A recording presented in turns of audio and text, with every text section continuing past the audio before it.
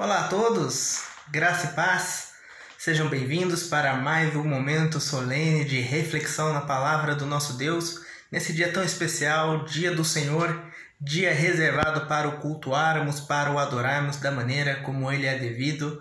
Então fica aqui mais uma vez o meu convite para você que está me assistindo nesse momento, reserve esse momento especial para a adoração, convide a sua família para assistir esse vídeo junto com você, para vocês meditarem juntos, para vocês cultuarem a Deus juntos, orarem uns pelos outros e também cantarem louvores ao nosso Senhor.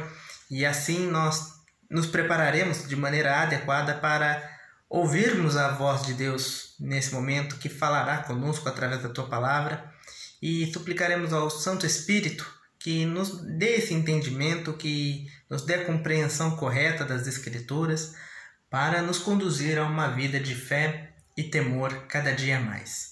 Vamos falar com Deus então nesse momento? Bendito Deus, amado Pai, graça nós te rendemos, Senhor, por estarmos aqui na tua presença para te louvar e para aprender mais o teu nome, né, através dessa meditação. Então queremos suplicar ao teu Santo Espírito que fale aos nossos corações e que mexa, Pai, com as nossas estruturas, ó Pai, para que nos dê a percepção daquilo que nós precisamos mudar, ó Pai, no nosso entendimento, na nossa conduta, de tudo aquilo que tem nos desviado, Pai, do teu propósito, do teu querer soberano sobre nossas vidas. Eu te peço, Pai, por favor, nos ajude-nos e nos santifique, Pai, na tua verdade e nos leve, Pai, nos conduza pela veredas de vida. Nós queremos suplicar a Ti para que o teu nome seja glorificado e exaltado através de nossas vidas. No nome santo de Jesus que eu oro e te peço. Amém, ó Pai. Amém, queridos. Hoje eu quero conversar com vocês sobre... Quero iniciar, aliás, com vocês, tendo em vista que nós já encerramos na semana passada a nossa série expositiva da Carta de Tiago. Agora eu quero falar com vocês sobre o ofício tríplice de Cristo, né? Sobre os três ofícios que Jesus ele opera durante a sua obra como mediador, né? Jesus Cristo, o Filho de Deus, é o único mediador entre Deus e os homens, né? Aquele que estabelece perfeitamente essa comunicação e o relacionamento entre essas duas partes. E nessa função de mediador, ele então exerce três ofícios: o ofício de profeta, o ofício de sacerdote e o ofício de rei.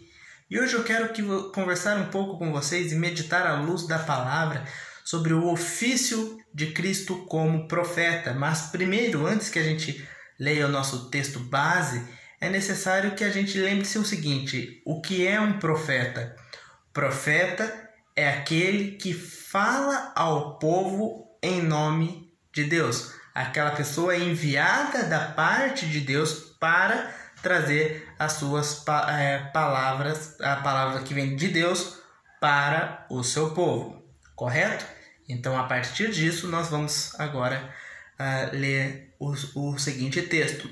Atos, capítulo 3, do verso 12 ao verso 26. Diz assim a palavra de Deus.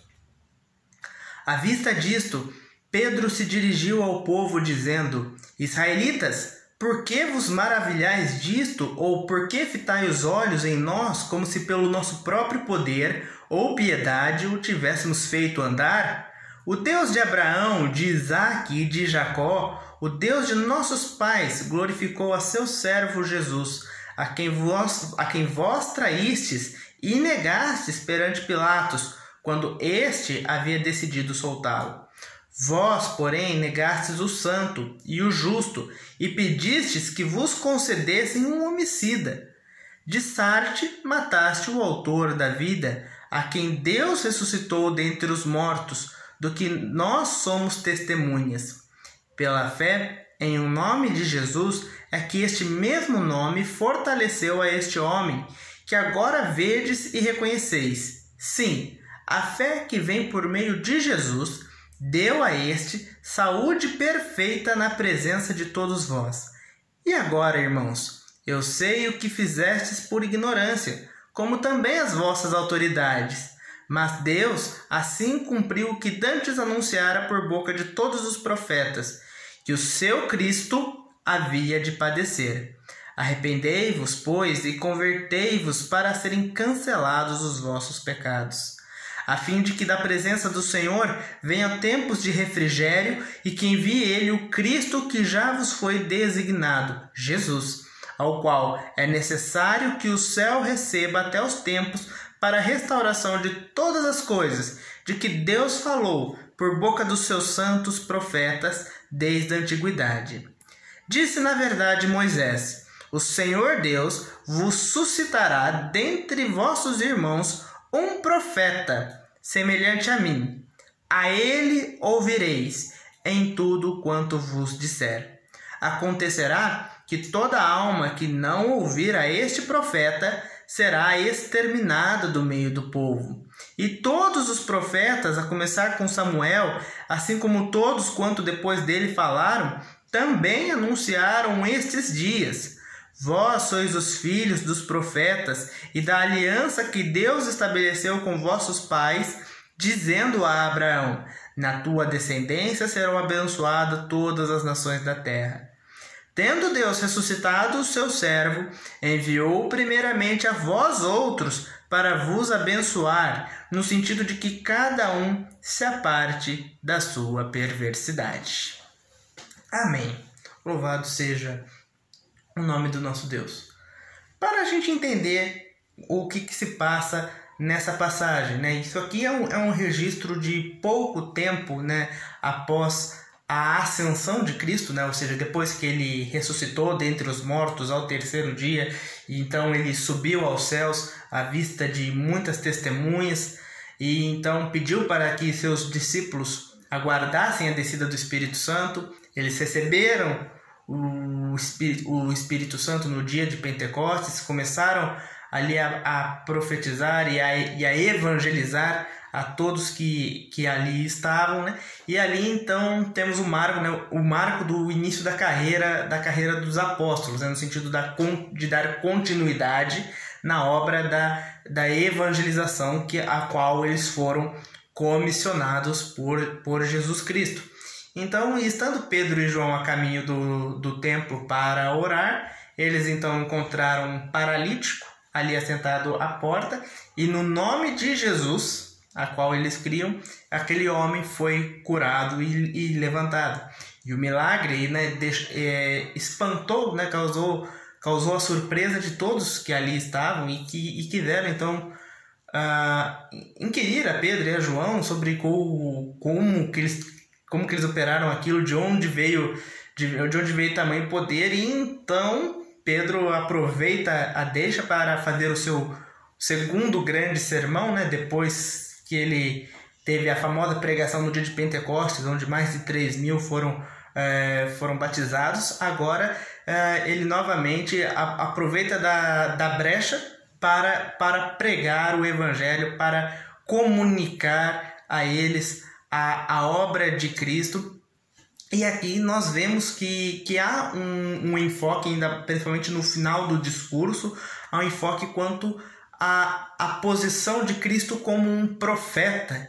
Ele anunciou isso citando, né, a passagem de Deuteronômio, quando Moisés ali já quase chegando na terra prometida ali, e já num dos seus últimos momentos, num dos seus últimos discursos ao povo, ele então afirma que Deus haverá de enviar um profeta, né, semelhante a ele, né, ou seja, alguém que vai poder falar diretamente ao povo da parte de Deus, e que o povo deveria sim dar ouvidos à voz desse profeta, né, para não ser consumido, para não ser riscado do meio do povo. Então, e quem que é o profeta? Cristo, aquele por meio de quem Pedro falou, invocou o nome, e o paralítico foi curado, né? Aquele por meio de quem nós obtemos a salvação, de quem nós cremos que no seu sangue está a remissão dos nossos pecados. Então é esse Cristo que foi foi comunicado por Pedro e que foi posto ali na condição daquele que trouxe para o povo as palavras do Deus vivo. Ao longo do discurso, descrevendo a obra de Cristo, que é o Evangelho propriamente dito, nós podemos notar 3 características que estavam presentes na obra de Cristo, que o mostram na atividade profética, né? e que devem ser observadas com atenção. A primeira delas é que o Pai enviou o Filho para levar as suas palavras. Lembra, o profeta é aquele que fala ao povo em nome do Pai. Nenhum profeta fala de si para si, nenhum profeta traz conclusões próprias, ninguém vai ali para apresentar ao povo as suas ideias, mas um profeta é alguém que recebeu de Deus a orientação, recebeu do Senhor as palavras que devem ser ditas, que deveriam ser então reproduzidas ao povo e que então deve ser autorizado pelo próprio Deus para isso. E isso é um ofício realizado, que foi cumprido por Jesus, né? Pedro falou que o Deus de Abraão, de Isaac e Jacó foi aquele então que mandou o seu filho também para trazer a sua palavra. Outro ponto é que o mundo rejeitou as palavras do filho. Deus enviou o seu filho para levar suas palavras. E o mundo, a resposta do mundo a essas palavras é a negação. Assim também como no passado, a maioria, na grande parte, quando os profetas traziam os seus oráculos, né, traziam as suas revelações e orientações para o povo, como geralmente as profecias eram advertências, né, eram admoestações contra a situação de pecado do povo. O que acontecia? O povo tapava os ouvidos para o profeta e muitas vezes até descontavam a sua frustração, a sua indignação, a sua negação de maneira física e até mesmo custando a vida dos profetas em muitos casos. E da mesma forma, então, o povo, a resposta do povo para as palavras que Cristo trouxe, as palavras que mostravam ele como o caminho para o céu, como o caminho para o Pai, foi respondida com retaliação. E também nós podemos ver aqui no discurso que as palavras que o Filho trouxe, aquelas que foram comunicadas da parte de Cristo, são palavras que conduzem ao arrependimento. Na maioria, como eu falei, das profecias, elas eram admoestações, elas eram exortações quanto à situação em que o povo estava passando, e há ali uma exortação para que o povo se arrependesse, para que o povo deixasse o seu pecado, né, e então se convertesse dos seus maus caminhos e voltasse a fazer aquilo que é da vontade de Deus. E temos esse elemento também presente no ministério, né, na pregação do próprio Jesus Cristo. Quanto àquilo que nós falamos, primeiro que um profeta é alguém que é enviado da parte de Deus para falar ao povo, tem um outro texto que é muito bom de nós observarmos. João, capítulo 8, do verso 38 ao 42. Assim nos diz a palavra de Deus. Eu falo das coisas que vi junto ao meu Pai. Vós, porém, fazeis o que viste em vosso pai. Então lhe responderam, nosso pai é Abraão. Disse-lhe Jesus, se sois filhos de Abraão, praticai as obras de Abraão. Mas agora procurais matar-me, a fim de que vos tenho falado a verdade, que ouvi de Deus. Assim não procedeu Abraão. Vós fazeis as obras de vosso pai. Disseram-lhe eles, nós não somos bastardos, temos um pai, que é Deus. Replicou-lhe Jesus, se Deus fosse de fato vosso pai, certamente me havíeis de amar, porque eu vim de Deus, e aqui estou, pois não vim de mim mesmo, mas ele me enviou. Pois não vim de mim mesmo, mas ele, Deus, o Pai, me enviou. Cristo, mais do que qualquer outro profeta do passado que trazia palavras realmente como um emissário, como como um porta-voz de Deus, Cristo não somente estava ali cumprindo realmente o papel de porta-voz do Pai, mas ele em si era o próprio Deus, era a encarnação do próprio Deus ali entre homens, né? A revelação perfeita e completa, aquela que é tão salientada ali no início da carta de Hebreus, era ele mesmo que estava dirigindo suas palavras ao povo e estava ali explicando para aquele povo rebelde que não estava acatando a sua exortação, indicando o seguinte, que aqueles que estavam fazendo-lhe resistência e não estavam conseguindo entender as suas palavras, não tinham a mesma procedência que ele. Quem não consegue entender a voz de Deus, quem não consegue guardar os seus mandamentos e não consegue reconhecer a Cristo como o Filho do Deus vivo, este não é filho de Deus. Antes esse age e procede da mesma forma igual ao maligno. Quanto a isso, até a gente vai falar isso logo mais, né? Existe uma diferença gritante e constantemente mostrada entre quem são os filhos de Deus e quem não são, né? E aí Jesus fala que não apenas né, ser filho de Deus, mas ser enviado da parte de Deus, que tudo aquilo que ele estava falando, ele o falava da parte de Deus. Não era por mais que ele seja o próprio Deus, não eram orientações dele, mas ele estava ali trazendo a palavra do seu Pai para o povo naquele momento. Essa é a evidência que nós temos que Jesus ele cumpre sim os pré-requisitos de um profeta. Ele traz a palavra da parte do Pai, e de um Pai que, mais do que representar, ele era um com o Pai, né? Quantas vezes os discípulos falaram com ele acerca do Pai, né? Temos isso na última ceia, né? Nos últimos momentos de Jesus antes de ser crucificado, quando os discípulos falaram, mostra-nos o Pai, e Jesus responde, mas quem vê a mim, vê ao Pai. Né? Porque eles são um, né? E essa unidade é o tempo todo, né, manifestada por ambos. Jesus também, quando fora batizado por João Batista, os céus se abriram, então o Espírito desceu sobre ele como em forma de pomba, e do alto céus veio a voz: este é o meu filho amado, em quem me comprazo. Mais do que qualquer outro, Jesus sim era enviado e autorizado da parte do Pai, ou seja, possuía a autoridade para falar em seu nome, carregava em seus lábios as palavras de seu Pai. E isso é importante nós termos em vista. Isso é importante, nós sabemos que ouvir a voz do Senhor, ouvir as exortações de Cristo, ouvir o Sermão do Monte, é ouvir o próprio Deus falando conosco.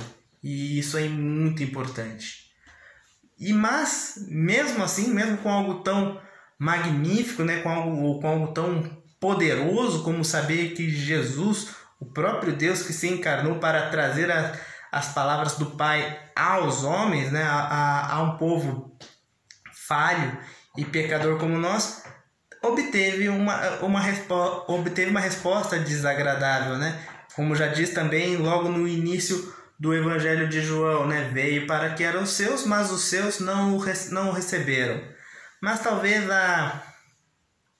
a marca da retaliação mais trágica, e até que é citada por Pedro também aqui no texto no seu discurso, em Atos capítulo 3, é o que nós podemos ver em Lucas capítulo 23, 20 e 21. De forma bem simples e uma parte bem pesada da nossa história, que não podemos negar, apenas olhar para o passado e lamentar por essa triste posição, né?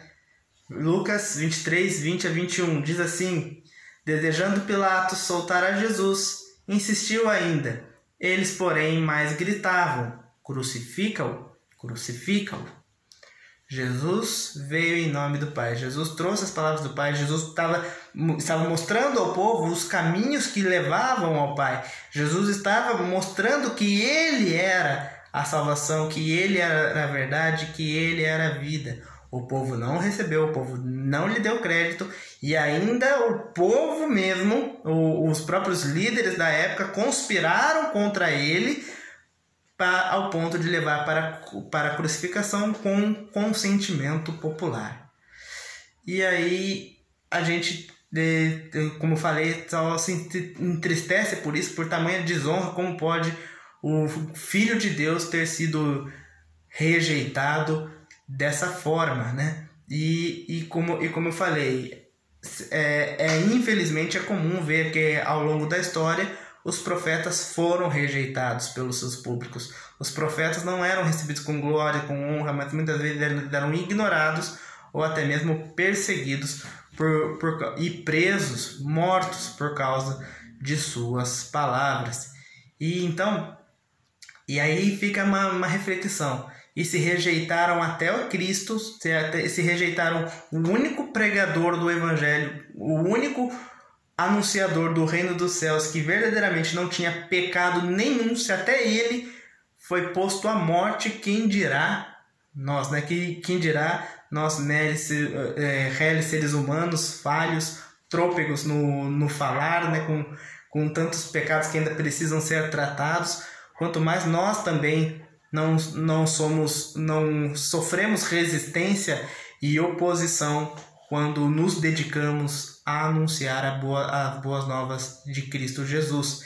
E quanto a isso, é interessante a gente observar que os filhos do diabo estão constantemente em conflito, em interna oposição aos filhos de Deus.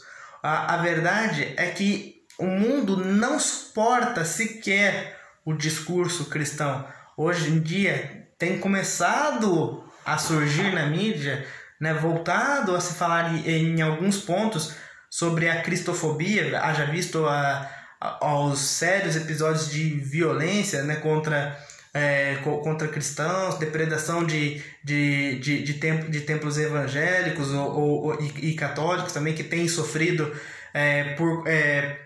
por extremistas radicais. E isso tem voltado a surgir, mas a verdade é que não dá para fugir disso.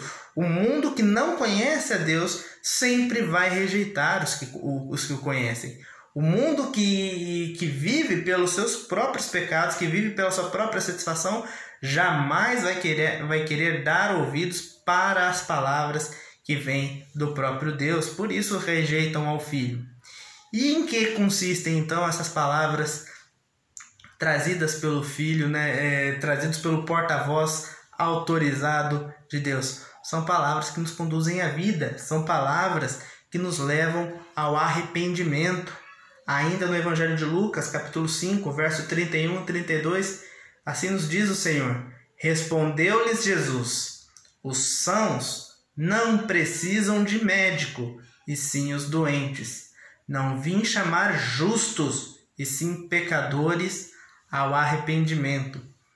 Quantas vezes ao longo do seu ministério nós vemos Jesus falar: vá e não peques mais, né? Quantas vezes nós vemos que Jesus ele não apenas operava um milagre físico, ele não apenas curava paralítico, ele não apenas curava membros e órgãos do corpo que não estavam funcionando bem, olhos, pernas, braços.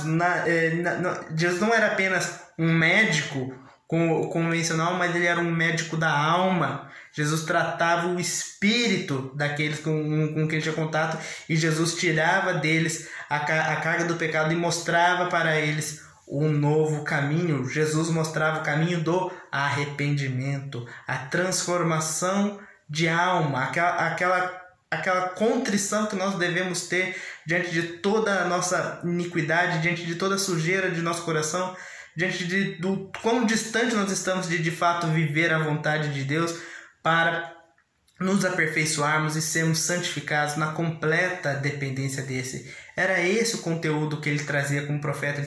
Ele nos trouxe o caminho do arrependimento.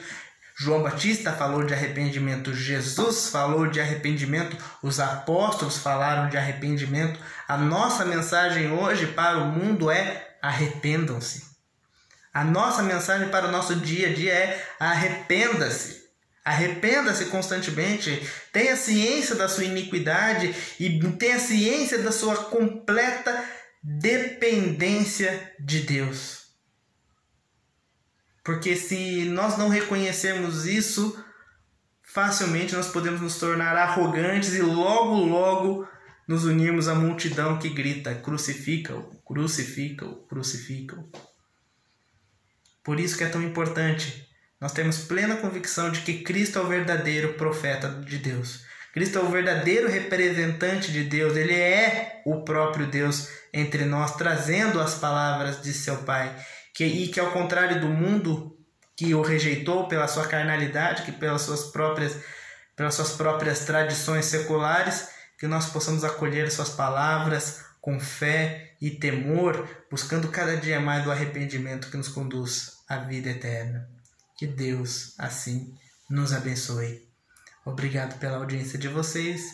Tenham todos uma ótima semana. Em nome de Jesus.